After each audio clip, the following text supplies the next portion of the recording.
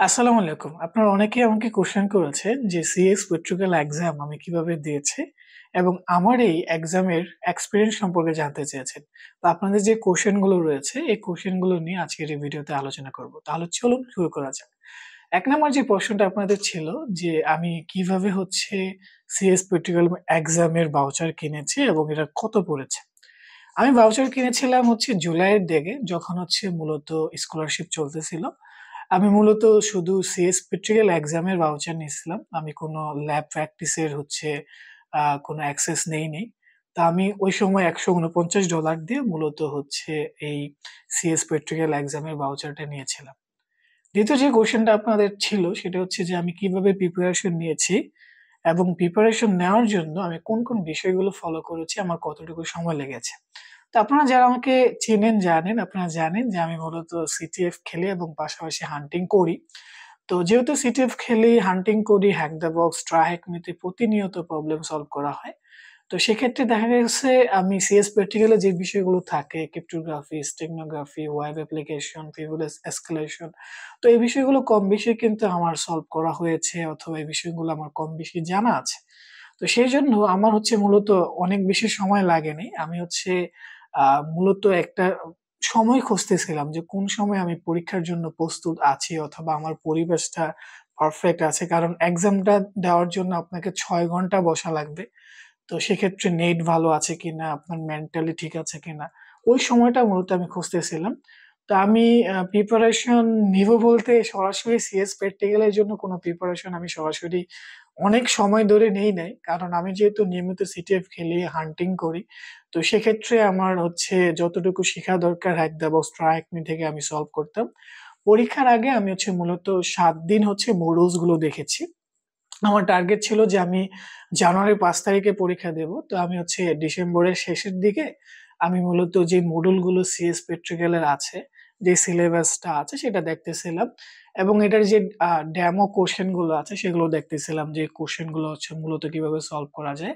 পাশাপাশি যেহেতু প্র্যাকটিক্যাল এক্সামটা হয় প্যারোটে, তো প্যারোটের একটা ইউজ কিভাবে করা যায়। আমরা কালি যারা পারি তাদের জন্য প্যারোট ওএস এর কোনো ঝামেলা নেই। তবে একটু মানে ইউজ টু হওয়া আরকি সেই বিষয়গুলো দেখা এবং ওই সিএস প্র্যাকটিক্যাল এর যে মডুলস গুলো আছে সেই মডুলস গুলো একটু প্র্যাকটিস করা। সাধারণত আমরা ক্রিপ্টোগ্রাফি, স্টেগনোগ্রাফি আমরা সচরাচর সিটিএফ এ সলভ করি।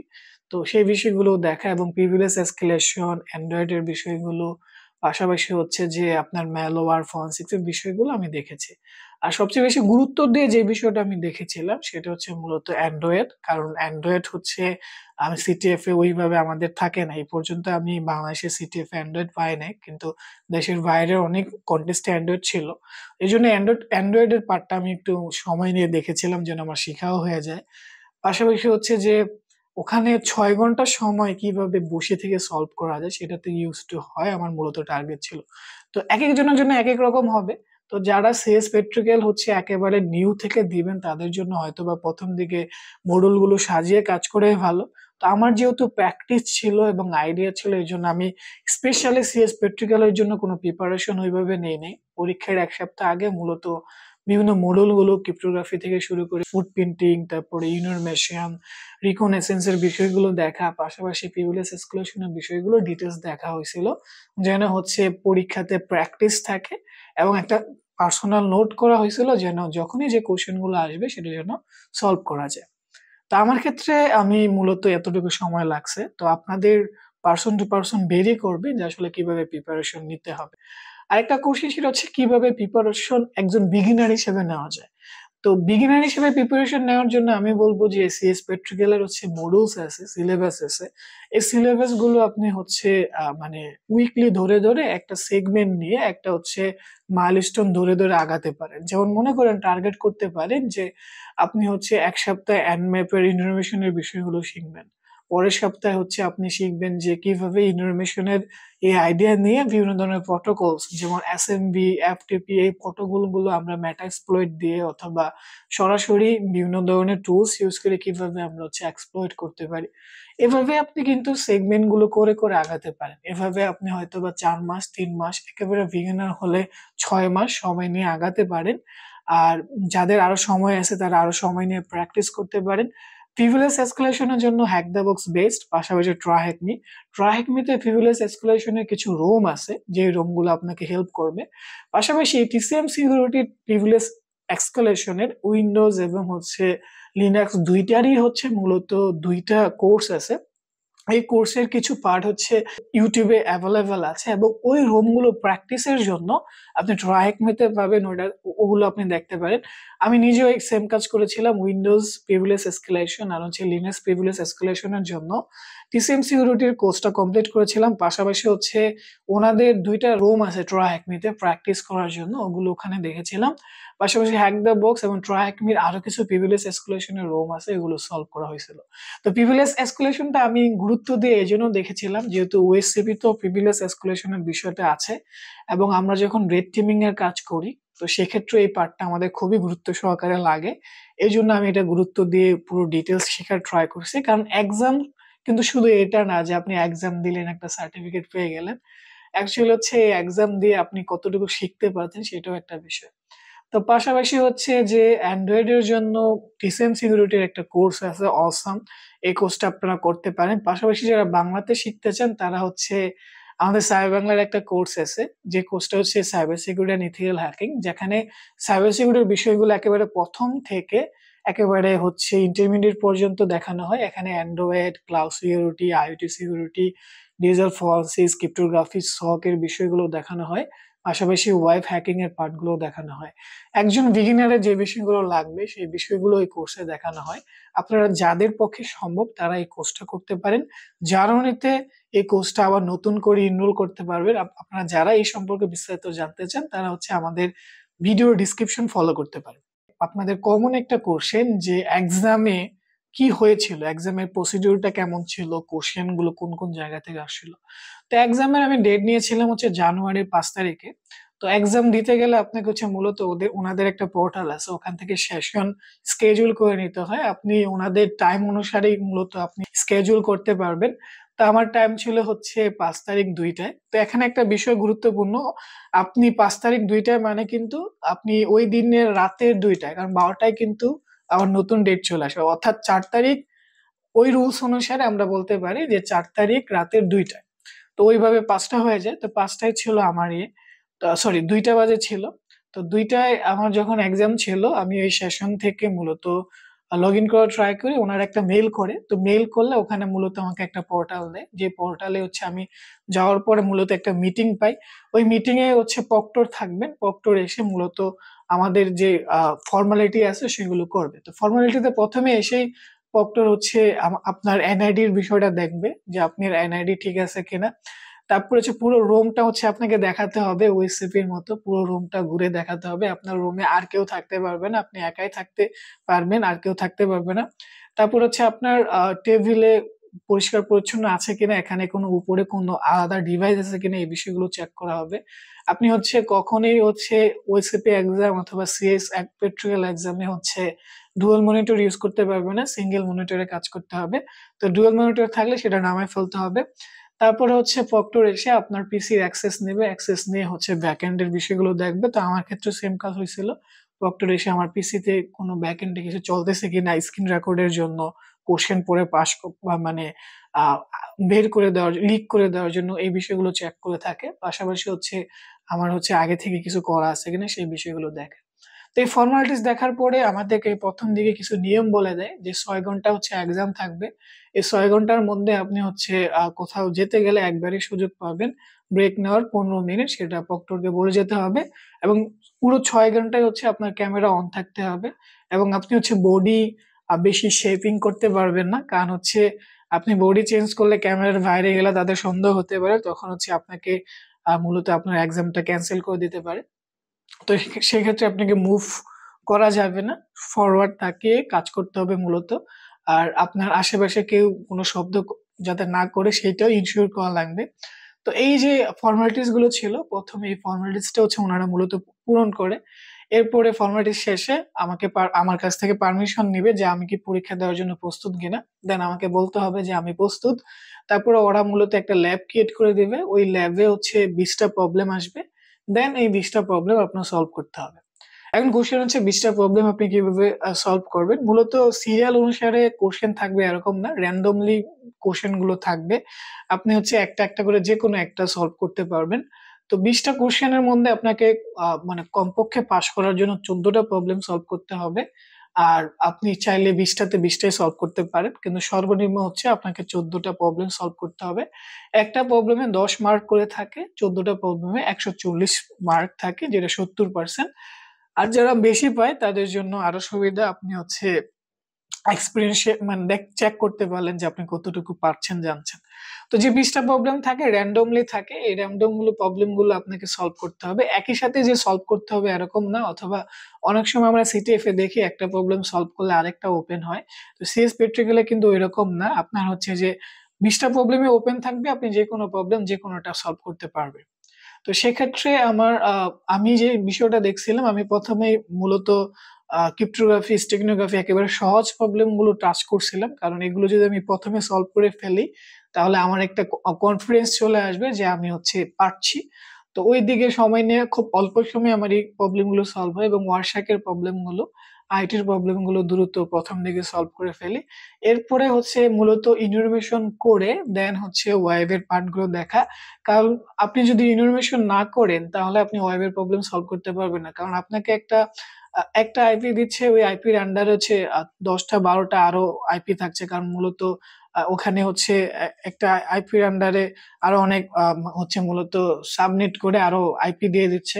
তো সেক্ষেত্রে দেখা যাচ্ছে কোনটাতে অ্যান্ড্রয়েড চালু আছে, কোনটাতে হচ্ছে আপনার উইন্ডোজ আছে, কোনটাতে লিনাক্স আছে, এগুলো আপনার দেখতে হবে। এক একটা প্রবলেমের সাথে এক একটা মূলত হচ্ছে আপনার এই টার্গেট মেশিন হচ্ছে রিলেটেড থাকে। তো পারফেক্টলি আপনাকে ইনফরমেশন করে নিতে হবে, দেন মূলত আপনাকে এক্সপ্লয়েটে যেতে হবে। তো সেক্ষেত্রে যে প্রবলেম গুলো আমি ফেস করছিলাম সেটা হচ্ছে যে স্ক্রিনটা অনেক ছোট থাকে, ওই পোর্টালের বাইরে আপনি যেতে পারেন না। তখন হচ্ছে দেখা যাচ্ছে যে আপনি যদি বড় স্ক্রিনে কাজ করে অভ্যস্ত থাকেন আমার মতো ডুয়াল মোডে, তাহলে হয়তো একটু আপনার আনইজি লাগতে পারে, তবে আস্তে আস্তে আপনি ইউজ টু হয়ে যাবেন, আপনার একটু সময় লাগবে। আর ওরা ইচ্ছে বুটফোর্স অ্যাটাকের জন্য ওরা নিজেরাই আপনাকে কিছু ওয়ার্ড লিস্ট দিবে, এই ওয়ার্ড লিস্ট আপনি ইউজ করলেই হবে। সর্বোচ্চ 100-200 ওয়ার্ডের ওয়ার্ড লিস্ট থাকে, আপনার জন্য রকি অথবা কঠিন কোনো ওয়ার্ড লিস্ট ইউজ করা লাগবে না। ইউজার নেম হচ্ছে ওরাই মূলত সেট করে দেবে, পাশাপাশি যত টুলস আছে সব টুলস হচ্ছে মূলত ওনাদের পিসিতেই থাকবে। তবে আমার একটা প্রবলেম সলভ করার জন্য এক্সট্রা আরেকটা টুলস মানে ইনস্টল করা লাগছিল, সেটা হচ্ছিল এসএমবি মিসকনফিগারেশন এক্সপ্লয়েট করতে গিয়ে। এসএমবি মিসকনফিগারেশন এক্সপ্লয়েট করতে গিয়ে আমি একটা সবার শেষে সাইফার পাইছিলাম, ওই সাইফারটা আবার ডিক্রিপ্ট করার জন্য অনলাইন থেকে টুলস হয় নাই, পরে হচ্ছে ইনস্টল করে বিসিডি টেক্সট সাইফার ডিকোড করার জন্য ইনস্টল করে পরে করা লাগছিল। কিন্তু আপনার সব টুলসই মূলত ওনারা যে পোর্টালটা আপনাকে দিবে ওটাতে হচ্ছে মূলত ইনস্টল করা থাকবে। এখন কোন কোন প্রবলেম গুলো ছিল, আপনার হচ্ছে এফকিউডিএন থেকে ছিল, স্টেগনোগ্রাফি, ক্রিপ্টোগ্রাফি থেকে ছিল, ডিজিটাল ফরেনসিক্স থেকে ছিল, ম্যালওয়্যার অ্যানালিসিস থেকে ছিল, তারপরে অ্যান্ড্রয়েড পেন টেস্টিং, তারপরে হচ্ছে আপনার হচ্ছে ওয়েব অ্যাপ্লিকেশন থেকে 4 থেকে 5টা প্রবলেম ছিল, এসকিউএল ইনজেকশন থেকে 2টার মতো প্রবলেম ছিল, পাশাপাশি এক্সপ্লয়েটের প্রবলেম ছিল, আর হচ্ছে আপনার হচ্ছে ওয়ারশাকের প্রবলেম ছিল, প্লাস হচ্ছে আপনার হচ্ছে নেটওয়ার্কিং এর প্রবলেম ছিল। টোটাল 20টা প্রবলেম ছিল, ওখান থেকে আমি 17টা প্রবলেম সলভ করছিলাম। আর 2টা প্রবলেম হচ্ছে আমার চলে গেছিল, যে 5টার বেশি। কারণ একটা বিষয় হচ্ছে বলে রাখি, সেটা হচ্ছে সিএস প্র্যাকটিক্যালে আপনি সর্বোচ্চ 5বার হচ্ছে আপনি হচ্ছে সাবমিট করতে পারবেন ফ্ল্যাগ। তো 5বারের বেশি যখনই আপনি করবেন এরপর আর নিবে না। তো এই জিনিসটা আপনাদের মাথায় রাখতে হবে, একই মানে ফ্ল্যাগ বারবার না মারা। আপনাদের আরেকটা কোশ্চেন হতে, সেটা হচ্ছে যে এই কোশ্চেন গুলোর মধ্যে কোনটা আমার কাছে বেশি চ্যালেঞ্জিং মনে হয়েছে। তো চ্যালেঞ্জিং বলবো না, আমার কাছে মজার যেটা মনে হয়েছে, কারণ আমি যেহেতু কম বেশি আগে থেকে এই প্রবলেম গুলো আমি সলভ করছি, তো আমার কাছে চ্যালেঞ্জিং বেশি মনে হয় নাই। তবে দুই একটা প্রবলেম আমার কাছে অনেক মজা লাগছে। মানুষ যেরকম বলে যে সিএস পেট্রিক্যাল অনেক ইজি, আমার কাছে এরকম ইজি মনে হয় নাই। কারণ আপনি যদি অ্যাকচুয়ালি অনেস্টির সাথে এক্সাম দেন তাহলে হচ্ছে সিএস প্র্যাকটিক্যাল আপনার পাস করার জন্য আপনাকে অনেক কিছু জানা লাগবে। কারণ অ্যান্ড্রয়েড পেন টেস্টিং, তারপরে ম্যালওয়্যার, স্টেগনোগ্রাফি, ফরেনসিক্স, তারপরে নেটওয়ার্কিং, তারপরে ওয়েব অ্যাপ্লিকেশন, পিওএলএস এসকেলেশন, এই বিষয়গুলো না জেনে কিন্তু আপনি সিএস প্র্যাকটিক্যাল পাস করতে পারবেন না। তো এখানে কিন্তু আপনার মানে এরকম না এমসিকিউ আপনি মানে 4টা থেকে একটা মাইরা দিলেন হয়ে গেল। এখানে আপনাকে এক্সাক্ট ফ্ল্যাগ বের করে সাবমিট করতে হবে। তো আমার কাছে চ্যালেঞ্জিং না, আমার কাছে অনেকটা একটা প্রবলেম ছিল। বিশেষ করে আমি এসএমবির প্রবলেমটা আমার কাছে খুব ভালো লাগছে। কারণ এসএমবির প্রবলেমটা এরকম ছিল যে একটা ইউজার নেম বলে দিছে, সাপোজ মনে করেন যে মানে ওয়াই নামে একজন ইউজার বলে দিছে, তো ওই ইউজারের পাসওয়ার্ড আপনাকে বের করতে হবে। বের করে ওই ইউজার মূলত কোন ফাইলটা শেয়ার করছে, ওই ফাইলে একটা মূলত সাইফার আছে, ওইটাকে ডিকোড করে আপনাকে ফ্ল্যাগটা মারতে হবে। তো এখানে অনেকগুলো লেয়ার ছিল। এক নাম্বার লেয়ার হচ্ছে আপনাকে অনেকগুলো আইপি দেওয়া আছে, প্রায় প্রায় একটা মানে নেটওয়ার্কের আন্ডারে 10-12টা আইপি আছে। এর মধ্যে কোন আইপির মেশিং এ মূলত এসএমবির ভালনারেবিলিটি মিসকনফিগারেশনটা আছে, প্রথমে আপনাকে এক নাম্বার এটা বের করা লাগছে। তারপর দুই নাম্বার যেটা, সেটা হচ্ছে ওই আইপির হচ্ছে মূলত কোন ইউজার, মানে যে ইউজারের কথা বলা হয়েছে ওই ইউজারের পাসওয়ার্ডটা কি।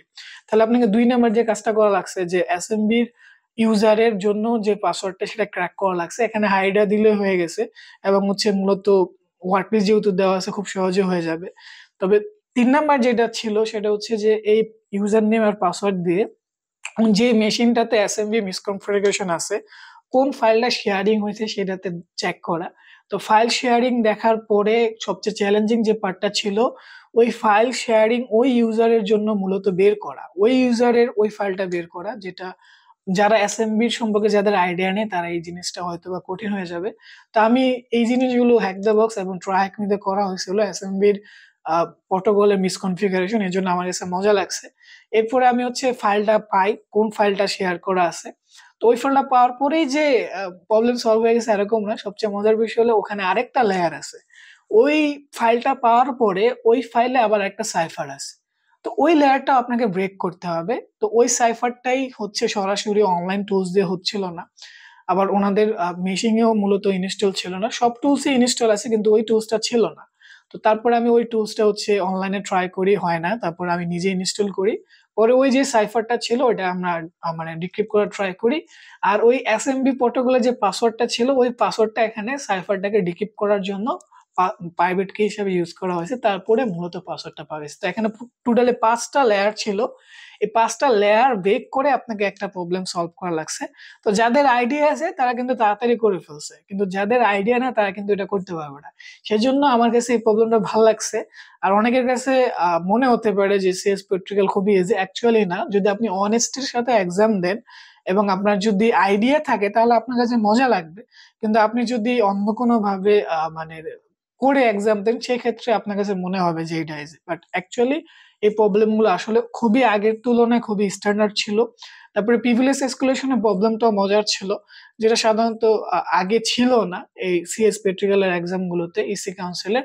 এখন প্রিভিলেজ এসকুলেশনের প্রবলেমটা আছে, যেটা হচ্ছে আপনি হুট করে দিয়ে ফেলতে পারবেন না, আপনার হচ্ছে প্রবলেমটা প্রপারলি সলভ করতে হবে।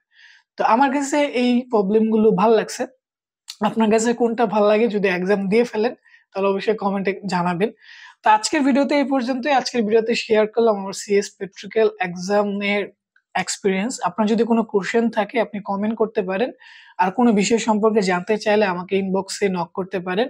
আর অবশ্যই আপনারা হচ্ছে যারা প্রপারলি সাইবার সিকিউরিটি বিষয়গুলো শিখতে চান, আজকের এই ভিডিওটি মূলত স্পন্সর করেছে আমাদের সাইবার বাংলা একাডেমি।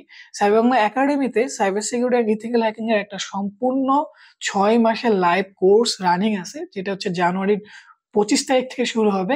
আপনারা ওই কোর্সটা এনরোল করতে পারেন। ওখানে একটা কোর্সে 6 জন ইনস্ট্রাক্টর রয়েছেন এবং ইন্ডাস্ট্রিয়াল বিষয়গুলো থেকে শুরু করে আপনার বিগিনার সব বিষয়গুলো দেখানো হবে। পাশাপাশি আপনার জন্য রয়েছে 1 মাসের ইন্টার্নশিপ।